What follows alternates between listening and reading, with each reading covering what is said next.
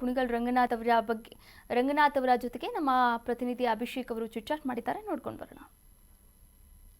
ನಾಯಕತ್ವ ಬದಲಾವಣೆ ವಿಚಾರ ಜೋರಾಗಿ ಚರ್ಚೆ ಆಗ್ತಿರುವಂತಹ ಬೆನ್ನಲ್ಲೇ ಇದೀಗ ಈ ವಿಚಾರಕ್ಕೆ ಮಾತಾಡೋದಕ್ಕೆ ನಮ್ಮ ಜೊತೆ ಶಾಸಕರಾಗಿರ್ತಕ್ಕಂಥ ರಂಗನಾಥ್ ಅವರು ಇದ್ದಾರೆ. ಅವ್ರನ್ನ ಮಾತಾಡಿಸೋ ಪ್ರಯತ್ನ ಮಾಡ್ತೀನಿ.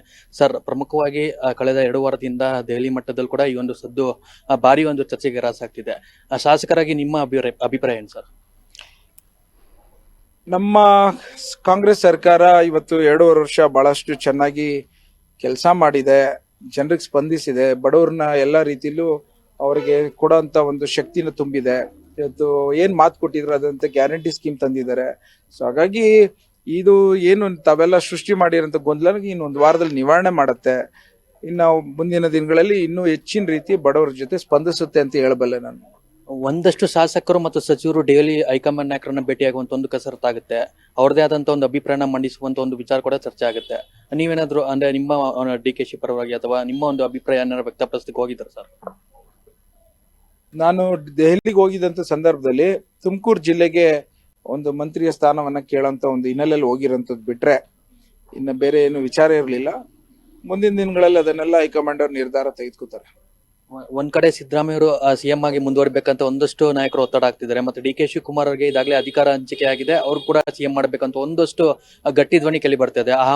ಪ್ರಮುಖವಾಗಿ ಸಮುದಾಯ ಮುಖಂಡರು ಕೂಡ ಇದೇ ಬೇಡ್ತಿರುವಂತದ್ದು. ಎಲ್ಲಾ ಕಡೆ ವಿವಿಧ ಹೋಮ ಪೂಜೆ ಆಗ್ತಿರುವಂತದ್ದು, ಅವರ ಒಂದು ಸಮುದಾಯದಲ್ಲಿ ಗಟ್ಟಿ ಧ್ವನಿ ಇರುವಂತ ಒಂದು ಪ್ರಯತ್ನ ಆಗ್ತಿದೆ ಸರ್. ನಮ್ಮ ಸಾಹೇಬರು ಹೆಚ್ಚಿನದಾಗಿ ದೇವ್ರು ನಂಬ್ಕೊಂಡಿರೋಂಥದ್ದು. ಇವತ್ತು ಬಹಳಷ್ಟು ಮಠಗಳಿಗೆ ಅವರು ಭಕ್ತರು. ಸೊ ಹಾಗಾಗಿ ಬಹಳಷ್ಟು ಜನ ಸ್ವಾಮೀಜಿಗಳು ಬಂದು ಭೇಟಿ ಮಾಡೋದು ಸಹಜ. ಸೊ ಹಾಗಾಗಿ ಅದರಲ್ಲಿ ವಿಶೇಷತೆ ಏನಿಲ್ಲ. ಇವತ್ತೇನು ತಾವೆಲ್ಲ ಏನು ನಿಮಗೆ ಬೇಕಾದಂತ ಉತ್ತರಗಳು ನನ್ನಿಂದ ಪಡೆಯಲಿಕ್ಕಾಗೋದಿಲ್ಲ. ನಾನು ಒಂದು ವಿಚಾರ ಹೇಳಬಲ್ಲೆ, ನಾನೊಬ್ಬ ಶಿಸ್ತಿನ ಸಿಪಾಯಿಯಾಗಿ ನಮಗೆ ಏನು ಹೈಕಮಾಂಡರ್ ಕೊಡ್ತಾರೆ ಆಜ್ಞೆ ಅದನ್ನ ಶಿರಸಾವಹಿಸಿ ಪಾಲಿಸುವಂತ ಒಂದು ವ್ಯಕ್ತಿತ್ವ ಇರೋಂಥವ್ರು. ಮುಂದಿನ ದಿನಗಳು ಒಳ್ಳೇದಾಗುತ್ತೆ. ಧನ್ಯವಾದಗಳು.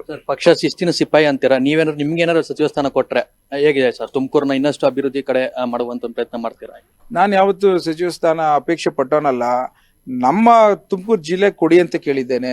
ಸೊ ಹಾಗಾಗಿ ನಮ್ಮಲ್ಲಿ ಶ್ರೀನಿವಾಸ್ ಅವರಿದ್ದಾರೆ, ಜೈತನ್ಯ ಸರ್ ಇದ್ದಾರೆ, ಸಡಾಕ್ಷರಿ ಇದ್ದಾರೆ. ಸೊ ಅವರಲ್ಲಿ ಯಾರೊಬ್ರು ಕೊಡಿ ಅಂತ ಕೇಳೋವಂತ ಒಂದು ಹಿನ್ನೆಲೆಯಲ್ಲಿ ನನ್ನ ಧ್ವನಿ ಇದೆ ಅಂತ ಹೇಳಬಲ್ಲೆ ನಾನು. ಕೊನೆ ಪ್ರಶ್ನೆ ಸರ್, ಇನ್ನ ನಾಳೆ ನಾಡಿದ್ರಲ್ಲಿ ಹೈಕಮಾಂಡ್ ಮೀಟಿಂಗ್ ಮಾಡುತ್ತೆ, ಅಂತಿಮ ನಿರ್ಧಾರ ತೆಗೆದುಕೊಳ್ಳುತ್ತೆ ಅಂತ ಹೇಳ್ತಿದ್ದಾರೆ. ಯಾರೇ ಒಂದು CM ಆದ್ರೂ ಅಥವಾ DCM ಆದ್ರೂ ನಿಮ್ಮ ಒಂದು ಒಪ್ಪಿಗೆ ಇದೆ ಸರ್ ಪಕ್ಷದಲ್ಲಿ?